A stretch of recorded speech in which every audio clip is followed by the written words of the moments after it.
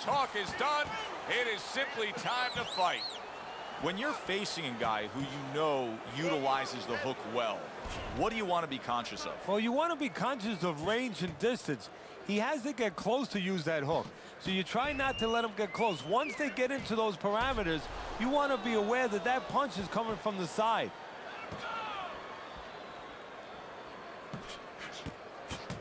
Takes one, but gives one. Good work by Klitschko.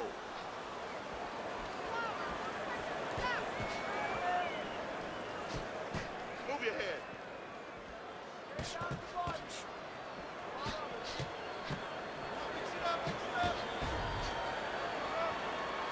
Keep your hands up.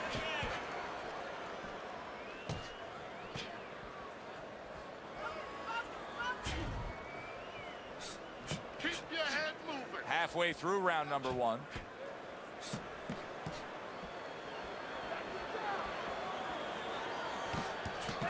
Hands up. Keep your hands up. Keep your hands up. Good job staying away from the danger there. In and out. In and out. In and out. Let's move. Able to dismiss that body shot.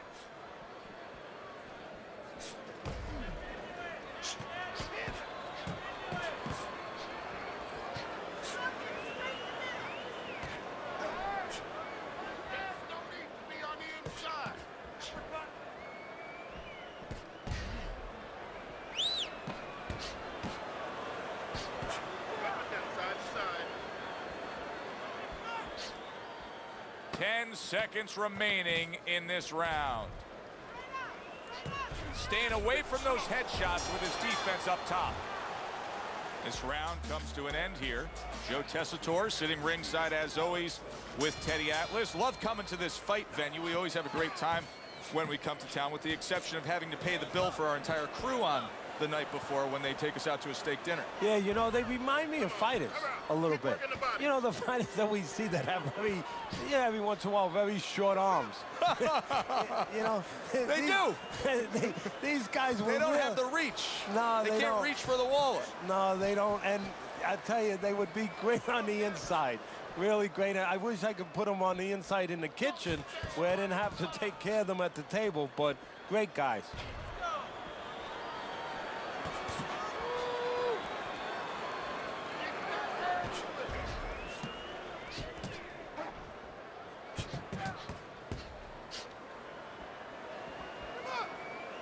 Teddy, we hear a lot of people talking about where are the next great fighters coming from. In your eyes, I mean, you're around gyms all over the country, all over the world. Where are they coming from? Well, Joe, I'll tell you where they're not coming from. They're not coming from football anymore. In the old days, the big guys, instead of going on the football field, somebody would look to make them into the next heavyweight champ. But now they're going to college, they're going to places where they find it a little bit of an easier travel, and we're losing a lot of those athletes.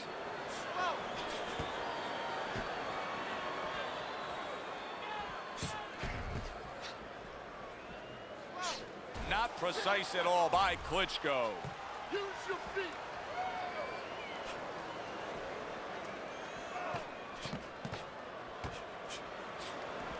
Keep it going.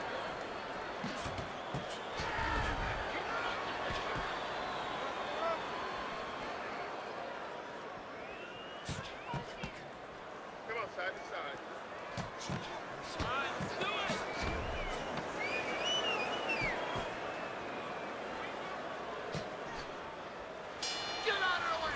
End of this round.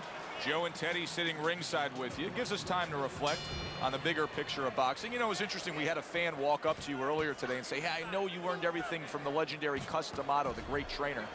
And he said to you, what's the one thing you took away from all your years with Cus? What did you say to him? Well, it wasn't a paycheck, I'll tell you that much, because Cus didn't believe in paying you for that. He said you're going to college, you're getting a valuable education, and you're not even being forced to pay a tuition. So I understood that. We worked 7 days a week, so there was no union. Cus believed in working on Sundays, so you couldn't go complain and say I'm being overworked. But I think, seriously, that the most important thing that I learned, of course, that from a technical standpoint, You have to be really secure in those areas. No matter how much talent a fighter has, you have to teach them right, teach them the fundamentals, but mentally.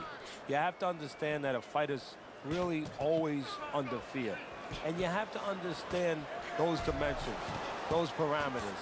And you have to be able to find a way to get in there, understanding how he feels mentally, and understanding how that can impair his judgment, stop him from doing simple physical things.